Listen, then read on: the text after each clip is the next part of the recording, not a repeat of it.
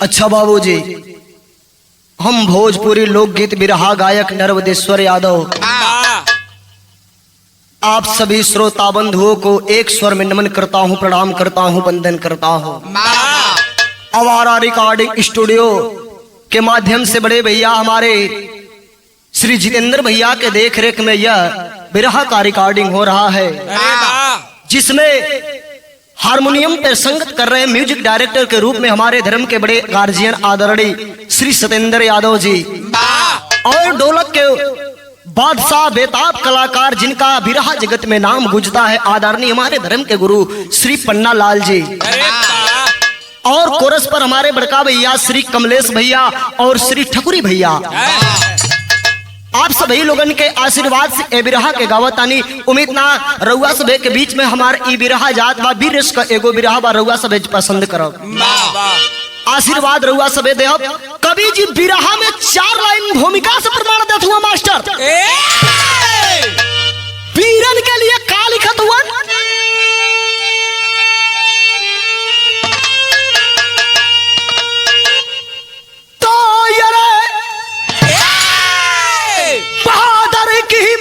हिमालय से ऊंचा समूचा वतन जिनको देता दुआ है, हृदय की इकाई है सागर से गहरा, पहरायनोसी का खाई कुआ है, आन पे शान का मान दिल में समेटे, लपेटे चले हैं केसरिया का बाना, तो जननी जन्म भूमि जन्नत सलीखा, अरे सलीखा है ना हर कसर ना झुकाना। अरे बाजियो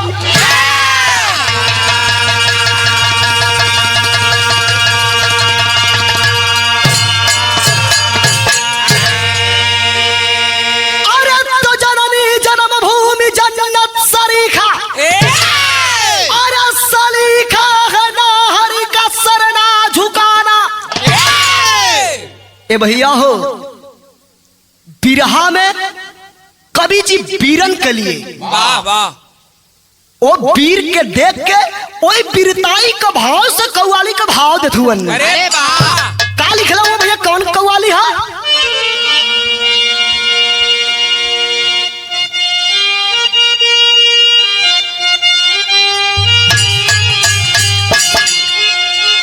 पन्ना गुरुजी, यह गुरुजी हमार कव्वाली लिखत हुआ। क्या? अरे बहे खून मेरा अरे चमन के लिए,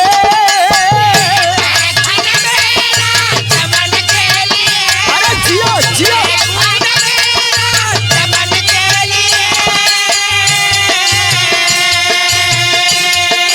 बहे खून मेरा चमन के लिए, चमन के लिए मेरी जान जाए वतन के लिए, अरे जियो मेरी जान जाए वतन के लिए, मेरी जान जाए वतन के लिए, मेरी जान जाए वतन के लिए। लेकिन बीरन के प्रति वीर क्या होते हैं? क्या?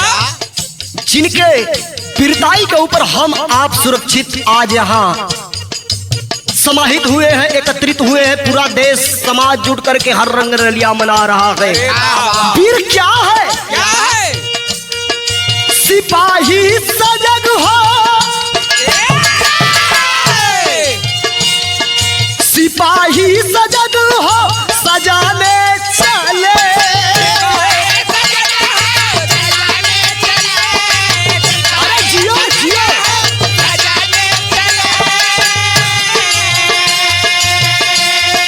सिपाही सजग हो, सजाने चले, सजाने चले,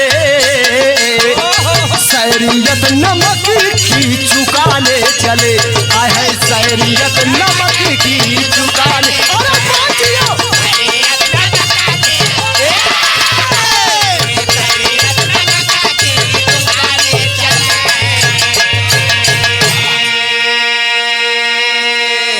अच्छा, यही भाव पर बिरहा की बड़ी सुंदर गायिका श्रीमती चंदा सरोज जी आपके द्वारा यह पैसा नहीं आशीर्वाद बहुत बहुत प्रणाम करते हैं। अरे वाह वाह। लेकिन भैया बिरहा का स्टोरी ऐसे से हमारी शुरुआत हो गई।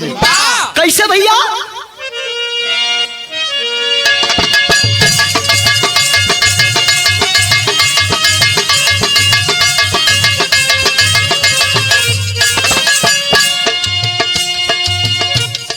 एक लाइन पर रहुआ सब गौर करो। वाह वाह। आन पे फौजी ए! बार फौजी की जिंदगी, है। आन पे फौजी सदा जान को लुटाते हैं। आन पे फौजी सदा जान को लुटाते हैं, मान सम्मान हिंदुस्तान की बचाते हैं।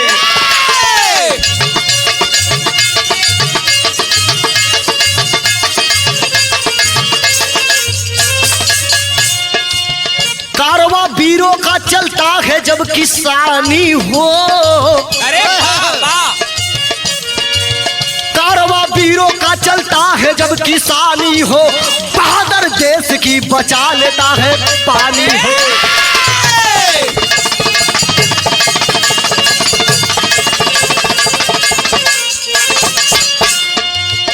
कहानी कब कबा कब के? रउआ से गौर करो। वाह साल 41 वाह वाह। देश आजाद होने से पहले वाह। साल 41 में जुलाई का महीना था। साल 41 में जुलाई का महीना था। जिला गढ़वाल वाडा पट्टी का नगीना था।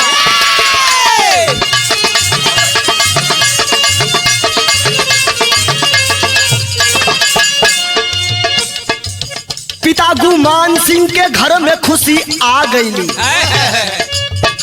बाबू पिता गुमान सिंह के घर में खुशी आ गईली। माई लीलावती का गोद भी भरा गईली।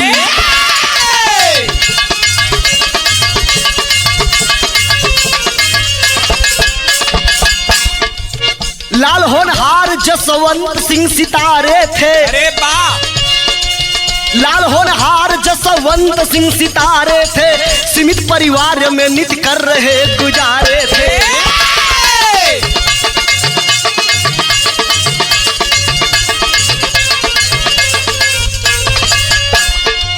1960 में 19 अगस्त के दिनवा हो। 1960 में 19 अगस्त के दिनवा हो। साल 19 के थे जब भर्ती हुए सेनवा हो।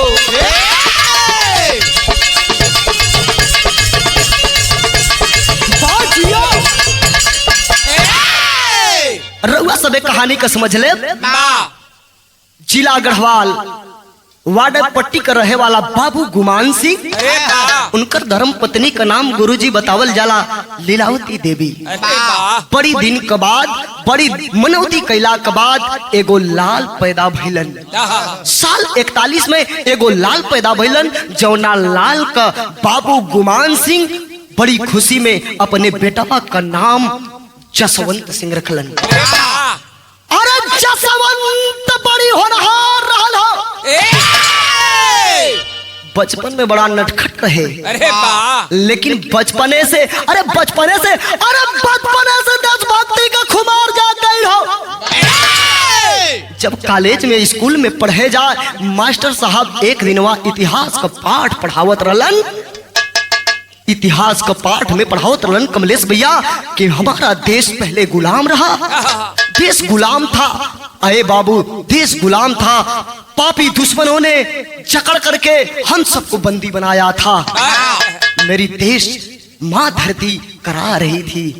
ए बाबू, रउआ सब एक गौर करेंगे, भैया लोग गौर करब। ए साहब सुने वाला बाबू, वो बेटवा 5-7 बरस का बेटवा बा जसवंत, अखिया से झरझर झरझर आंसू चले लगा। मास्टर साहब पाठ पढ़ावत हुन। ए साहब लइका के आंख से आंसू चले लगल। स्कूल का छुट्टी भइल, दौड़ल घरवा आइल बा। बाबू के समनवा जाके तवा जोड़ के रोवे लगल। कहलस पापा, ए पापा, का हमार देश गुलाम बा पापा, गुलाम रहल पापा। हाँ बेटा, तेरा देश गुलाम था। आए है करे जब और दूना हो गई जसवंत का कलश। ए पापा हम कोनो डीएम एसपी कलेक्ट्रेट ना बनब। ए पापा हमारा देश का फौजी बनब, अपने भारत माई का रक्षा करब। बाबू गुमान सिंह के अखिया से आंसू चले लगल। कलश लाखों में कोई एक होता है जिसका बेटा देश का रक्षक बन जाता है। अखिया से आंसू चले लगल। कह ले भैया ए बेटा दुआरे भैंस से बांधल हईन, तोहरे खातिर दूध फ्री है न लाल। अरे तू तैयारी करा, हाई देखबा। धीरे धीरे सन 41 से सन 1960 आ गई। 1960 में मालिक ओ जसवंत रावत का पुकार सुनिए न ले लो। जब सुनिए लेला ए भैया सेना में भर्ती हो गई तो हाई देखबा भइल का बिरहा में एक लाइन तरज लग गई। अरे बा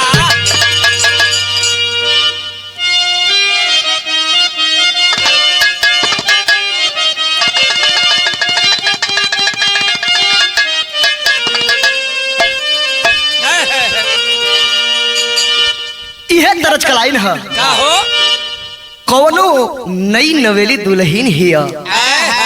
आय है भैया जब ओकर शादी होके अपना ससुरा से नैहर का तैयारी भई तो ओकर मर्द बड़ा लड़चुआ रहे। करे नियन हमरे कमलेश भैया नियन वाह बनी गई। ए भैया जब कैसऊ विदाई करा के तो दुल्ही गईल बा, सखी सलेहर पूछली तो बतावत हिया। का बतावे भैया?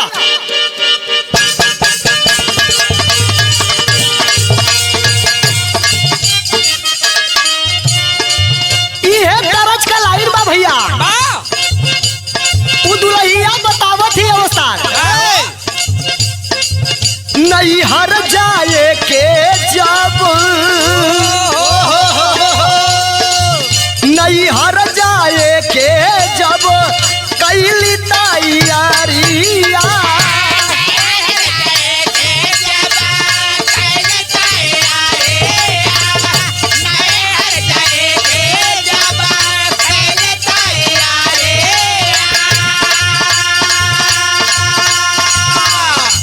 नैहर जाए के जब कैली तैयारिया रे गाड़ी लेके अइले हमर भैया गाड़ी लेके अइले हमर भैया अचरे से मुहवा तो पिके रोए लगले सैया। अचरे से मुहवा तो पिके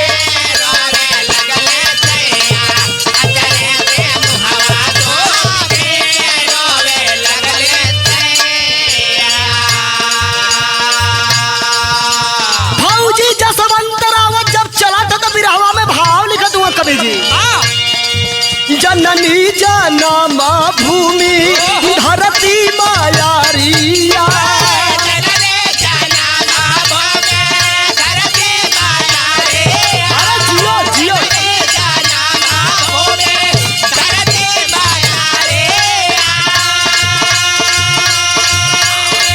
जननी जनमा भूमि धरती मायारिया ता ममता ओढ़ावाली अचरिया है। अरे ममता ओढ़ावाली अचरिया है। जानल बासे रवा श्री मावा पर लेके ला सकरिया। जानल बासे रवा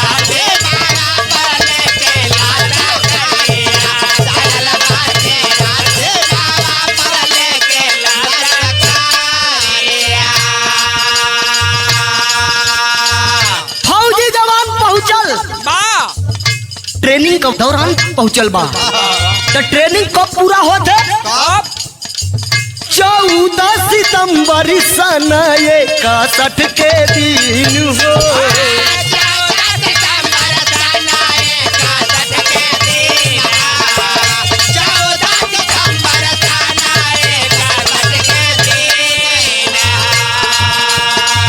ट्रेनिंग पूरा के अधीन हो। तेरी खोदा कैले भैले सेना के अधीन हो। तेरी खोदा कैले भैले सेना के अधीन हो। सरहद पर पहारा दे वैले बालकारिया। सरहद पे बहारा सा ओरे बालकारिया। सरहद पे बहारा सा ओरे बालकारिया। अरे सरहद पर पहारा दे वैले बालकारिया ता वीरता कऊ गली बाय जोरिया। चालल बासे रवा सीमावा पर लेके लसकरिया। चालल बासे रवा सीमावा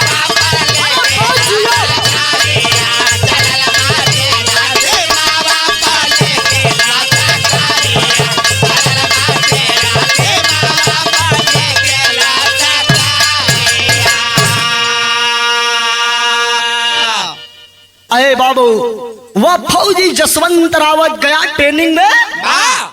14 सितंबर सन 1961 का दिन फौजी जसवंत रावत का ट्रेनिंग पूरा भइल बा। ए साहब फौजी जवान सरहद पर तैयार हो गया और दुश्मनों का मुंह तोड़ जवाब देने लगा जसवंत रावत।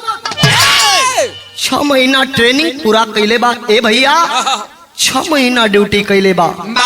तक तक हई देखबा बार दुश्मन का नजर कब फिर जाले पन्ना गुरुजी एकर कौनो गारंटी।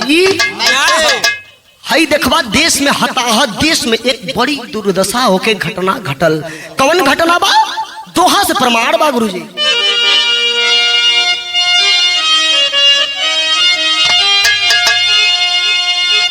आया वर्ष जब 62 का अरे चीन किया उत्पात।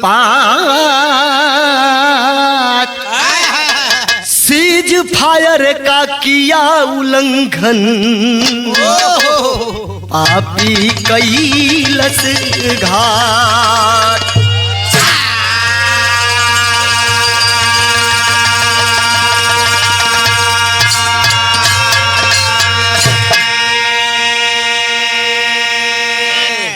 अरे बाबू पापी चीन ने हमारे देश भारत के ऊपर चढ़ाई कर दिए। जब चढ़ाई कैलन तब हई देखबा ड्यूटी लगावल गई जसवंत रावत का। ए साहब वो फौजी जसवंत रावत अपनी ड्यूटी के लिए तैयार हो रहा है। जब तैयार भइल तब बिरहा में एक लाइन तरज लगत बा। कौन तरज बा?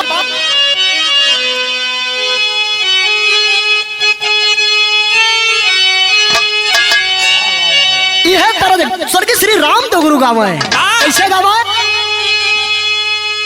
अरे पिया परदेसिया न भावे या ना नावा। अरे बिरही बनल बासे जारी। अरे मोरी उड़ी उड़ी चाले अचारिया। मोरी उड़ी उड़ी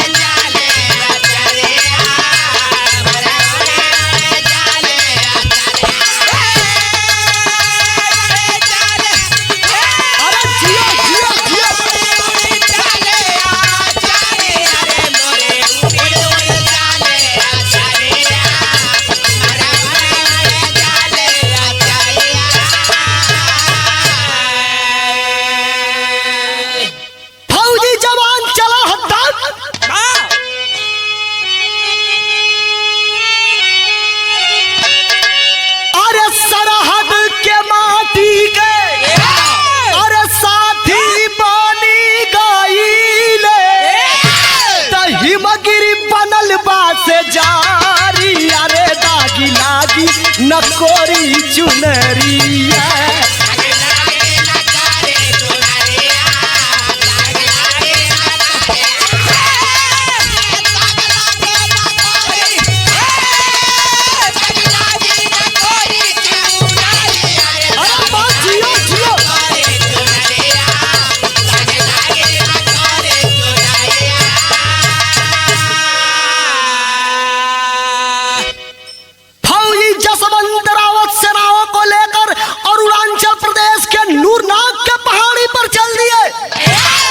जब चलत हुआ तो जज्बा का भरा का हो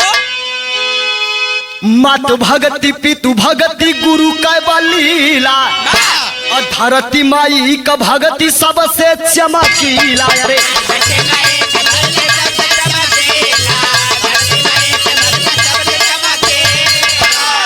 अरे चीला जवार नर नारी हर सैले, अरे चीला जवार नर नारी हर सैले सबके आखी का पुतारी। अरे दादी लागी ना कोरी चुनरिया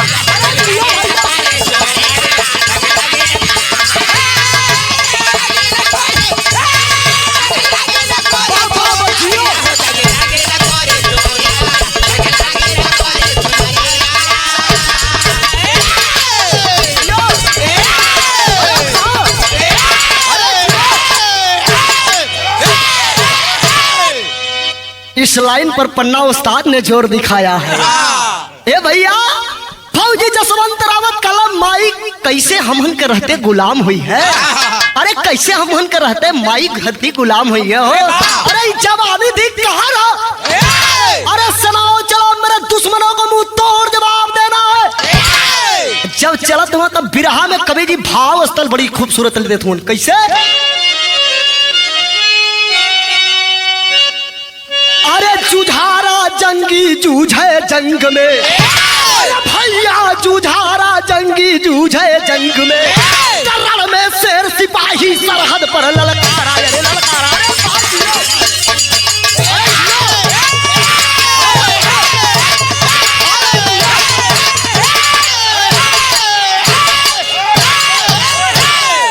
करण में शेर सिपाही सरहद पर ललकारा हो, जुझारा जंगी जूझे जंग में। अरे भैया जब जवान फौजी जसवंत रावत अपने जवानों की टोली बनाकर चल दिया। जब चलल तब बिरहा में गीत लगत हो। कवन गीत है तनी अवस्था था।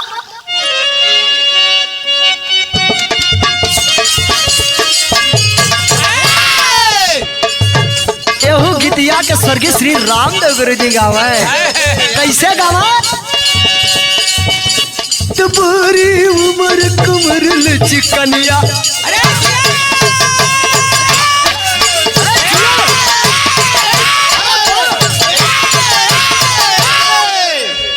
तुम्हारी उम्र कमर लचकनिया, गोरिया खींचे निहुरी के पनिया, गोरी का झूले झूलनिया ना।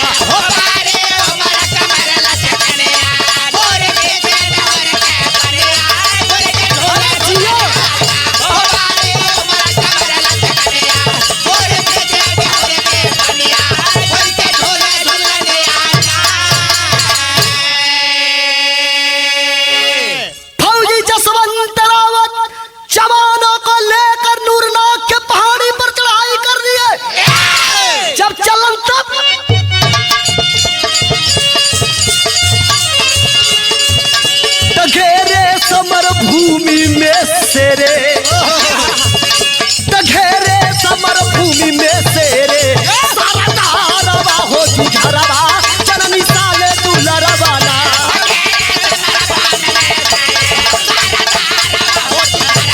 अरे जिया भैया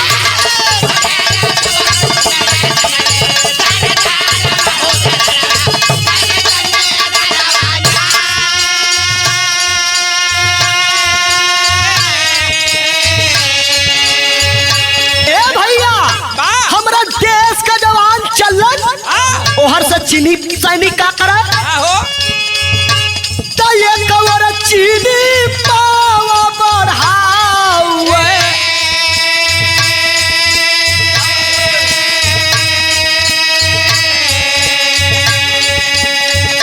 तो संग में हिंद कबीरवा धावे।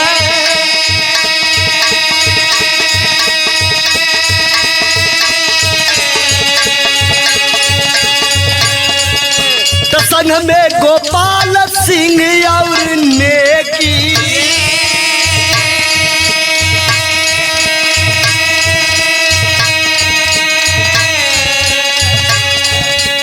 जंगी जागल पबिरवा बेटी।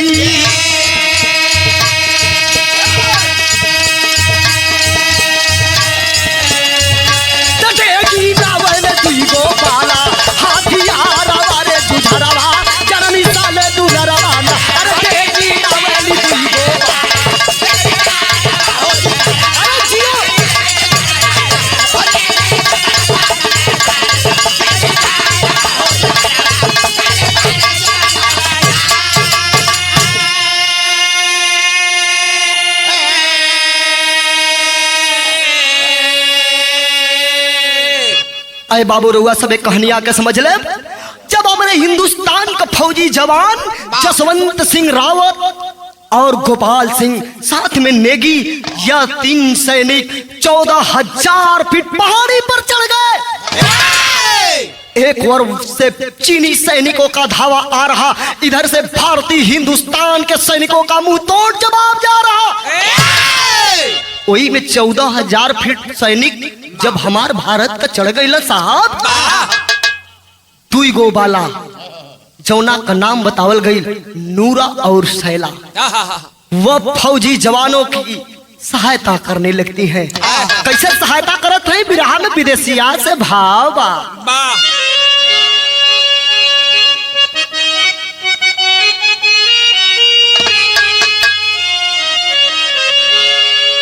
वफादारी देशवा से अरे पंथी भिकारी गईले, मानो का विवेक ने की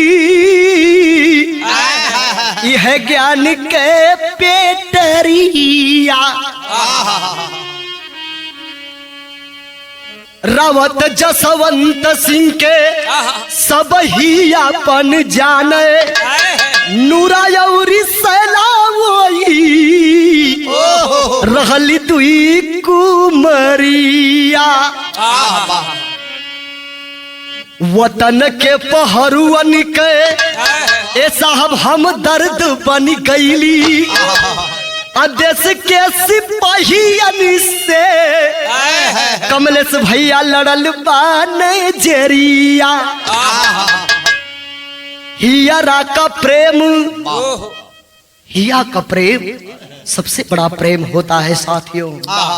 चाहे वह प्रेम माँ से हो, वह प्रेम पिता से हो, भाई से हो, बहन से हो, या हमारे देश के सर्वप्रतिम सदगुरु भगवान से हो, चाहे भारत माँ से हो, तब हियरा का प्रेम हिया में छुपाई फिरे, हमारा में मारल गईली उह दुई कुमरिया।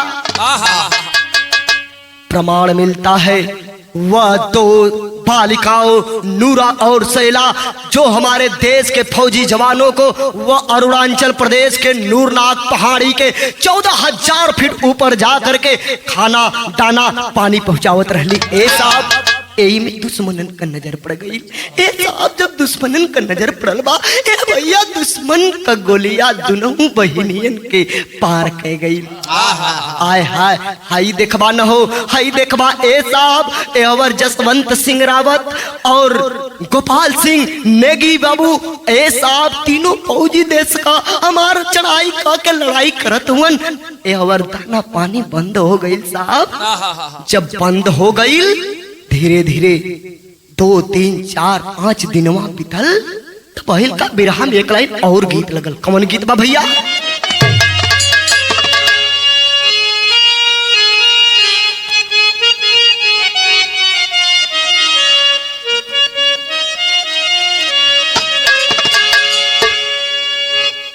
इहे उस्ताद बीर रस हमहन का गुरुजी औकात ना है, लेकिन आप ही लोगन के देख के, आप ही लोगन के सुन के गावत आनी जा। स्वर्गीय श्री रामदेव गुरु जी गावे, कैसे गावे? अरे सुन कैला राजाऊ, अरे सुन कैला राजाऊ की कचौड़ी गली सुन कैला रजऊ, यही मिर्जापुर के कैला गुलजार हो कचौड़ी गली सुन कैला बलमू।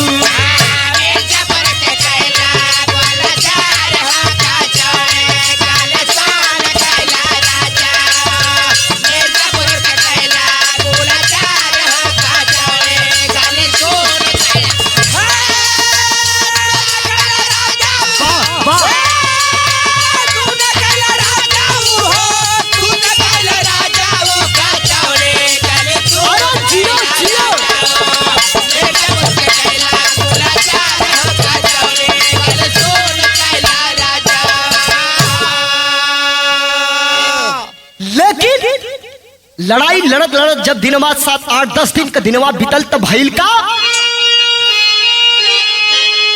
अरे ही न होई गईले ए कमलेश भैया ही न होई गईले की हमार भारत बलैन होई गईले सीमावा पधावे रोज चीन होगी भारत बलैन होई गईले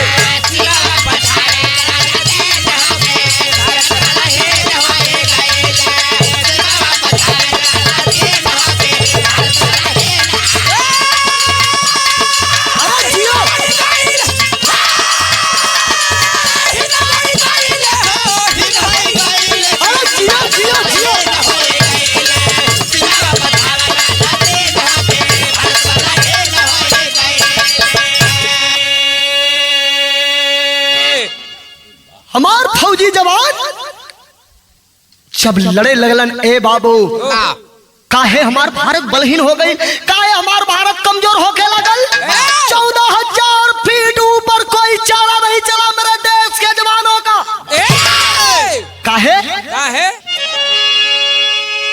रहल गन मशीन चीनी फौजियन के पास हो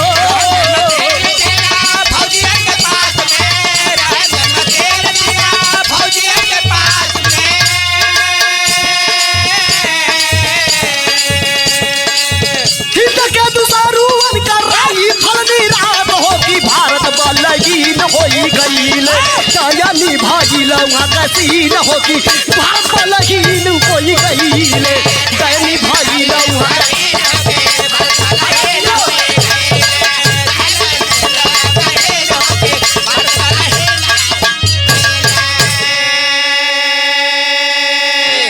प्रमाण मिलता है वो किन इस फौजियों के पास गन मशीन का औजार था मेरे भारतीय सैनिकों के पास वह राइफलवे नुबा ए साहब इधर से अगर एक गोली का फायर होके तो वो गन मशीन हजारों गोली फून देवे प्रमाण मिलता है मेरे देश के सैनिक कुछ मारे गए खबर मिलती है कि यहाँ मिलिट्री के द्वारा यहाँ मेजर के द्वारा बताया गया अरे जसवंत रावत एक काम करो क्या करो उसी भाव में है गुरुजी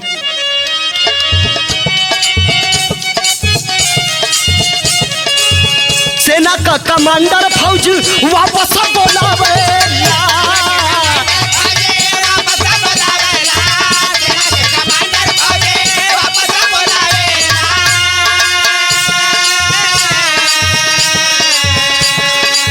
लेकिन जसवंत सिंह के ताली को ना भावेला कि भारत बलहीन होई गईले झंखा जैसे पानी बिना मीन होगी भारत बलहीन होई गईले झंखा जैसे क्या बात है गुरुजी जियो अरे बाप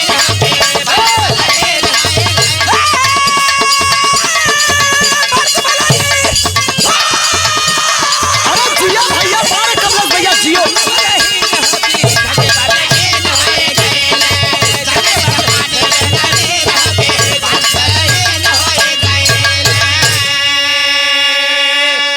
अरे बाबू हमारे कमांडर साहब आदेश दे दिए फौजी जसवंत रावत तुम अपनी सैनिकों की टोली लेकर वापस चले जाओ अरे तो जसवंत सिंह के करे जवाब में आग लग गई अरे जसवंत सिंह भी करे लगन मैं मर के चला जाऊंगा शहीद हो के चला जाऊंगा लेकिन पग पीछे नहीं हटाऊंगा ए साहब संगमा में जवन गोपाल सिंह रहला और नेगी रहला कहला भैया चल चला ए बड़का भैया चल चला नहीं हमन को जिंदगी बड़ा खतरा में बा जसवंत सिंह धिकारे कि अरे दो गले अगर जाना है तो लड़ाई करके जाना है वरना पग पीछे हटाए मैं अपनी गोलियों से भून दूंगा मेरे भारत का फौजियों जसवंत रावत के डेराए लगला ए भैया जब डेराए लगला तो जसवंत सिंह अपने फौजिन के जज्बा भरे का जज्बा भरे एक लाइन फिर तरज लग गई कौन गीत बा वाह वाह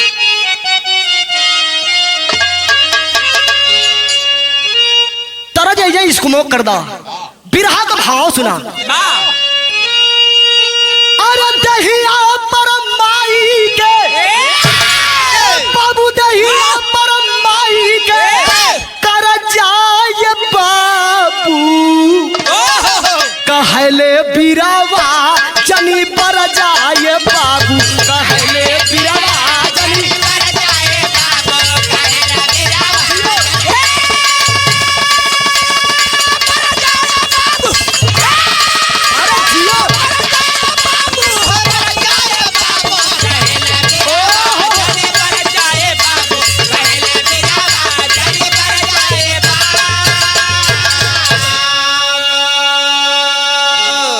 कल जिस माँ के आंचल से तुम अन्न दाना पानी करते हो, उन्हीं के साथ गद्दारी कर रहे हो। देश के ऊपर माँ भारती का मेरे ऊपर कर्जा है। मैं तो लड़के जाऊंगा, जीत के जाऊंगा, वरना वापस जाऊंगा तो शहीद ही होके चला जाऊंगा। लेकिन कम इस बात की नहीं है मेरे साथियों, लड़ना है तो दिल खोल के लड़ो, अगर पीछे हटना है तो चले जाओ। तब कैलन का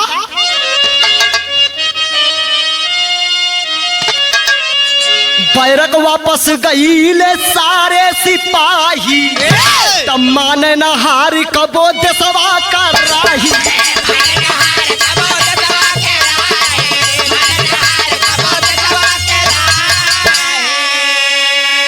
अरे तब फटकारा ना हरी, अरे तब फटकारा ना हर, तब कर जाइए बाबू, कहले बिरवा जनी पर जाइए बाबू।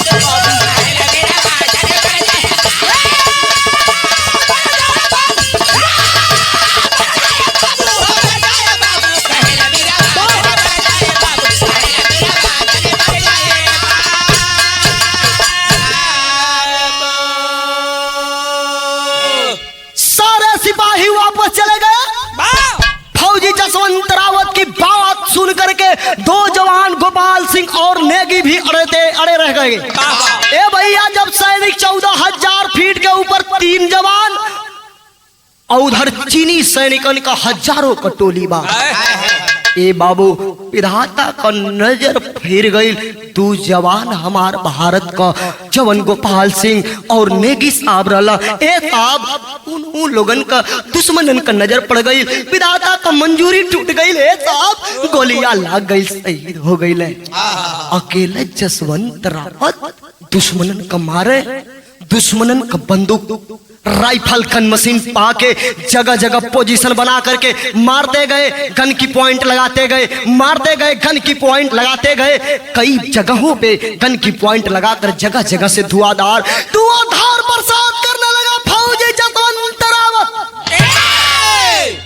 जब जसवंत रावत जगह जगह से गोलियों की बरसात कर रहा है फौजी, चीनी सैनिकों ने सोच गया कि लगता है भारत की सैनिकों ने और चढ़ाई कर दिया। एक तरह में प्रमाण मिलता है, फौजी जसवंत रावत 300 सैनिकों को मार दिया। चीनी सैनिक बौखला गई। धीरे धीरे 3 दिनवा बीतल बा। 3 दिनवा से लड़ाई अकेले लड़त हुन, अकेले ही। तो भैल का बिरहा में पहपट से भाव है।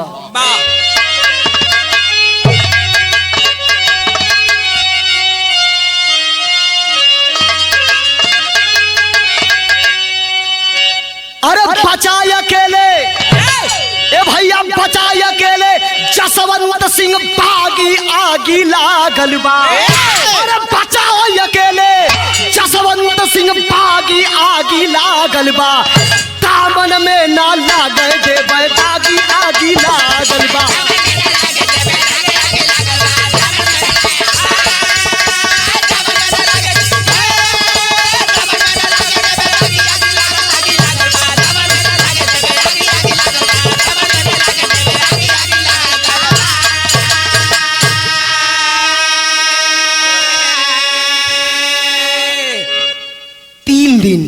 प्रमाण मिलता है गुरुदेव, 3 दिन यानी 72 घंटा। क्या किया फौजी जसवंत रावत? 3 दिन तक वीर दिलावर, आय हाय हमारे देश का रक्षक न हो। अरे 3 दिन तक वीर दिलावर अरे करता रहा लड़ाई हो। खत्म हुआ बम गोली, सोचे कैसे आन बचाई हो। तब पेड़ पर फांसी झूल गया अनुरागी, आगी लागल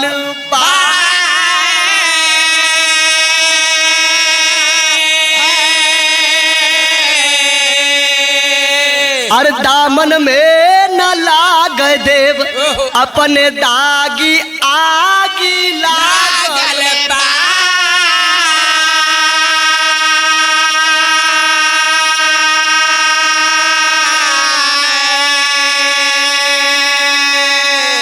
फौजी जवान भारत का जसवंत रावत 3 दिनों तक 3 दिन में 300 सैनिकों को ढेर कर दिया फौजी जवान। अब हथियार में बम गोली बारूद मास्टर साहब कुछ नहीं बचल। जब नहीं बचल पन्ना उस्ताद कैलन का सोच गईलन कि अब तो मारा जाऊंगा। मरने से अच्छा है, दुश्मनों की गोली से मरने से अच्छा है कि मैं अपने आप क्यों न अपनी माँ के आंचल में समेट कर चला जाऊंगा। उसी 14,000 पहाड़ी पर फौजी जसवंत रावत पेड़ के ऊपर फांसी लगा करके लटक गए। जब लटक गए तब भइल का यहाँ आल्हा से प्रमाण हो। अरे कोई जिया बाबू, अरे 100 साल दीनवा, कोई अल्पयायु में अरे चाला जग बिसा।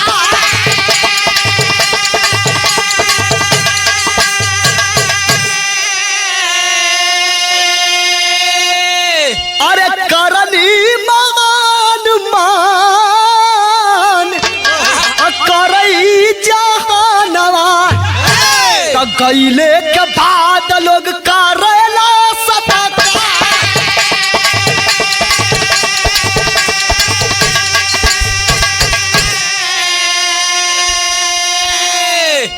अरे चीन का सिपाही जब की ए पंचो जान गईले भेदावा, तब मुड़िया जसवंत सिंह काली हाले उतार।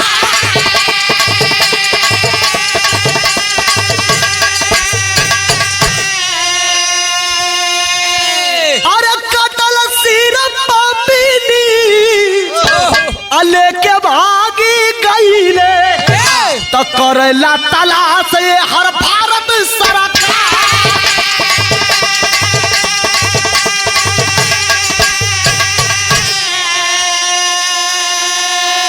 तब बिना गर्दन कैलाश ए बाबू वीर काय बेटाइले, देहल सरकार परम वीर उपहार।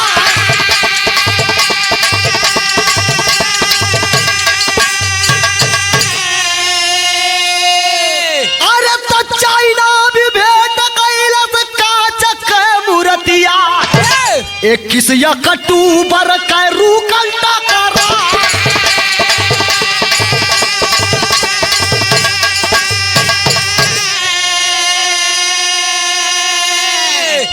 जब फौजी जसवंत रावत मेरे देश का जवान उसी 14,000 फीट पहाड़ी पर पेड़ के नीचे सौ लटक रहा था, अरे बाबू दुश्मनों ने, चीनी सैनिकों ने हमारे फौजी जवान का गर्दन उतार करके चले गए। ओ वीर के वीरताई को ऊपर हमार भारत सरकार परमवीर उपहार दहलस। ए साहब और चीन वालों ने, चाइना वालों ने कांच की मूर्ति बनाकर मेरे देश भारत को अर्पित किए थे। उस वीर के वीरताई के ऊपर वहां आज वह पेड़ में जो फौजी लटक रहा था मेरे देश का जवान जसवंत सिंह रावत, आज वो जगह विख्यात बा। आज वह प्रमाण मिलता है कि आज वह फौजी शहीद होकर के भी मेरे देश का रक्षा करने का काम कर रहे हैं। आखिरी पड़ाव में खड़ी से भाव देते हुए कवि जी जयप्रकाश गुरु जी ने बड़ी संजो कर लाइन को लिखा है। क्या तकाया छोड़ के अरे सरहद के हो गई ले प्रहरी, जान नूर नाग में सबई बंकर बाबा लगरी।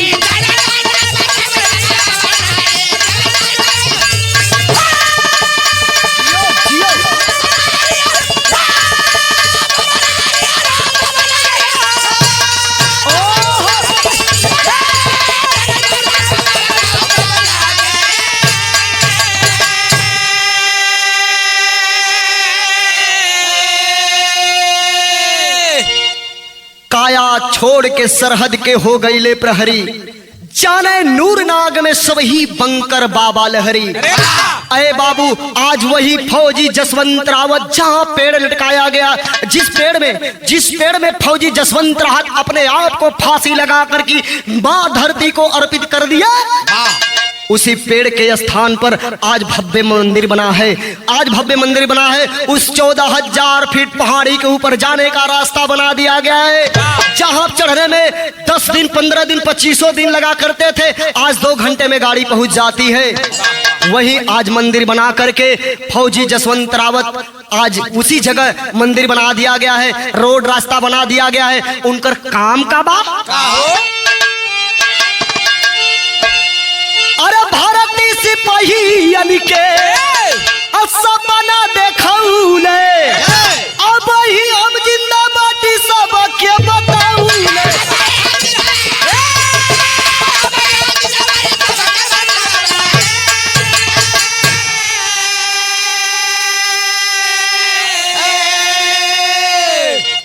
तब कोई भटक जाला त रही आप बतावे वो घरी, जाना नूर नाग में सब ही बंकर बाबा लहरी।